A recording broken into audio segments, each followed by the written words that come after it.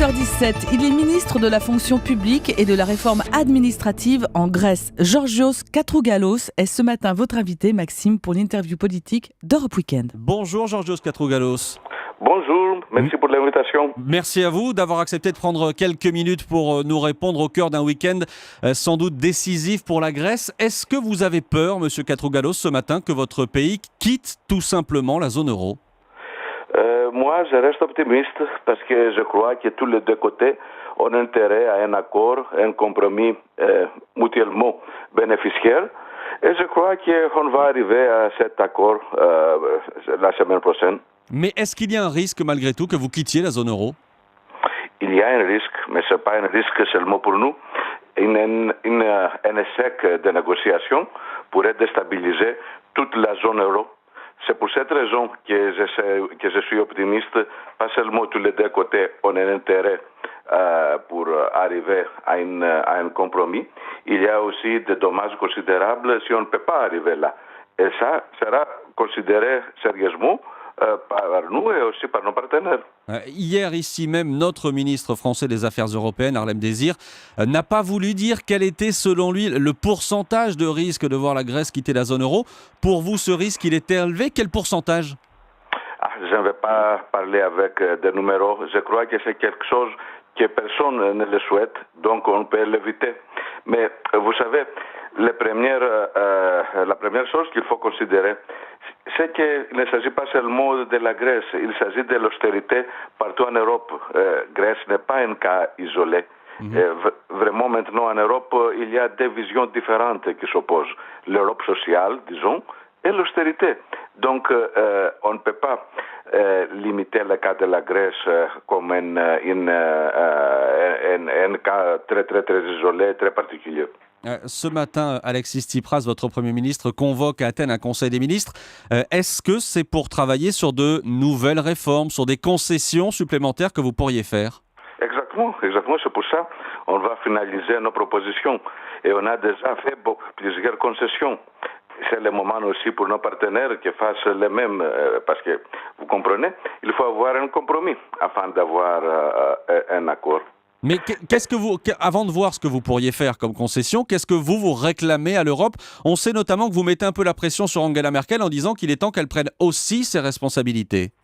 On ne peut pas continuer la même semaine de l'austérité. Et plus spécialement, on ne peut pas avoir des mesures sur les plus faibles. Par exemple, on ne peut pas avoir de nouvelles réductions des pensions. Maintenant, la moitié des pensionnaires grecs vivent au-dessus du seuil de pauvreté. Il est le moment maintenant que les riches payent en Grèce, ceux qui n'ont pas été touchés par la crise. Mais alors là, il y a un vrai problème parce que vos créanciers vous réclament justement une nouvelle réforme de votre système de retraite en disant qu'il est parfois trop généreux. Vous vous dites, on ne touchera pas au système de retraite. Nous voulons réformer le système de retraite, mais pas au détriment des plus faibles.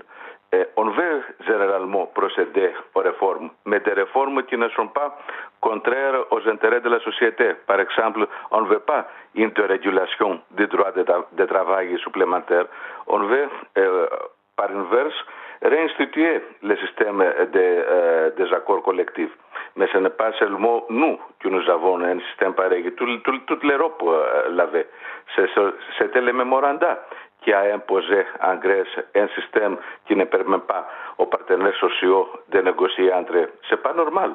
Donc, on veut négocier, on veut faire des réformes et des concessions, mais en restant dans les normes européennes, pas dehors de cela.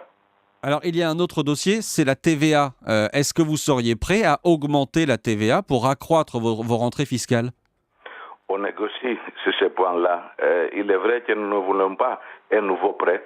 Donc, il faut vivre avec nos recettes nationales. Mais même sur ce niveau-là, on ne veut pas que le poids principal sera à nouveau pesé sur le plus faible. Pour cette raison, on veut que les produits comme, disons, les médecins, comme la nourriture, restent dans le TVA le plus bas. Ce matin, le ministre français des Finances, Michel Sapin, réclame dans le journal du dimanche de votre part des réformes solides et sérieuses. Qu'est-ce que vous lui répondez? Est-ce que vous allez proposer quelque chose de solide et de sérieux? Ah oui, toujours. Nous avons déjà proposé 47 pages de réformes. On est très sérieux sur ça. On veut réformer notre État, exactement parce qu'il s'agit d'un État fondé jusqu'à maintenant au clientélisme et au patronage, parce que l'ancien système politique voulait un État pareil. Exactement parce que l'ancien système politique se caractérisait par une alliance entre la classe politique et les oligarques. Nous voulons briser ça. Et pour cette raison, on veut des réformes. Mais à vous entendre ce matin, M. Katrougalos, on a l'impression que vous êtes prêt effectivement à des réformes, mais on ne sait pas exactement lesquelles, et du coup on ne voit pas ce qui bloque. C'est pas exactement comme ça. Vous vous souvenez ce que je viens de dire, qu'on a une différence politique avec le système de réformes que, par exemple, l'FMI a proposé, exactement parce que leur programme, c'est un programme néolibéral que nous ne pouvons pas accepter tel qu'il est. Mais nos positions sont plus proches à l'Europe sociale, à l'ancien modèle social européen. Donc, on pense qu'on peut persuader nos partenaires que les résultats des élections en Grèce étaient pour des réformes, oui, mais pour des réformes pas dans une direction contraire aux intérêts du peuple grec. Mais vous comprenez que justement beaucoup de Grecs aient commencé à retirer une partie de leur épargne des banques. Vous comprenez ça? Ah oui, c'est vrai, mais c'est exactement parce que l'économie, c'est la psychologie.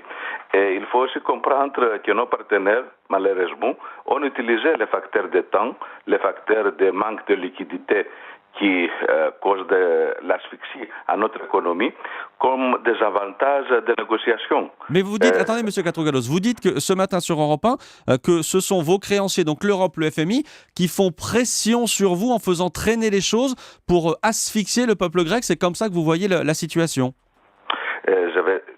Ce que je viens de dire est que nos partenaires ont utilisé ces facteurs-là exactement pour exercer des pressions à nos gouvernements. Et j'estime vraiment que ce n'est pas une tactique de négociation entre partenaires. Mais le fait que des Grecs commencent à retirer leur épargne des banques, est-ce que ce n'est pas aussi le signe que ces Grecs-là ne vous font pas confiance? Non, pas du tout. Il est normal que le peuple grec a un intérêt à un accord. Et il est normal cette inquiétude. Si vous voyez au sondage, par contre, on voit qu'on a encore un support populaire plus étendu que notre base électorale. Exactement parce que le peuple grec veut un accord, mais pas un accord quelconque. Un accord qui sera, comme je viens de dire, pour ses intérêts. Les banques grecques, je reviens à elles, est-ce qu'elles vont devoir limiter les retraits d'argent dans les jours qui viennent? Non, pas du tout. Il n'y a pas de problème réel dans les banques grecques. C'est un problème de psychologie que je crois qu'il va reverser quand nous aurons de bons résultats la semaine prochaine. Alors vous dites la semaine prochaine, est-ce que la réunion qui est prévue demain à Bruxelles avec tous les chefs d'État et de gouvernement européens, est-ce que pour vous la réunion de demain est décisive? Ok, la semaine prochaine est généralement décisive, mais il ne faut pas considérer que c'est seulement lundi. Il y a un effort continu qui portera des fruits. Donc vous dites que les négociations vont se poursuivre aujourd'hui évidemment, mais qu'elles ne s'arrêteront pas forcément demain, qu'elles vont continuer dans les jours qui viennent. Exactement. C'est ça que je viens de dire. Mais ça peut durer combien de temps? Vous savez qu'il y a une deadline fixée au 30 juin. Vous devez rembourser 1,5 milliard d'euros au FMI. Il y a vraiment une deadline, mais exactement parce que nos créanciers sont pas privés. Techniquement, il est possible d'avoir un prolongement. Je ne veux pas ce prolongement. Je veux personnellement, moi et tout nos gouvernements, une résolution finale très vite. Exactement parce que l'économie réelle en Grèce ne peut pas continuer d'être comme ça dans un statut d'asphyxie. Mais comme je viens de dire, on ne peut pas céder à des propositions qui ne seraient pas celles que nous concevons propres pour un accord, un compromis viable. Encore une question, Georgios Katrougalos. Qu'est-ce que vous attendez de la France? Qu'est-ce que vous attendez de François Hollande demain au sommet de Bruxelles?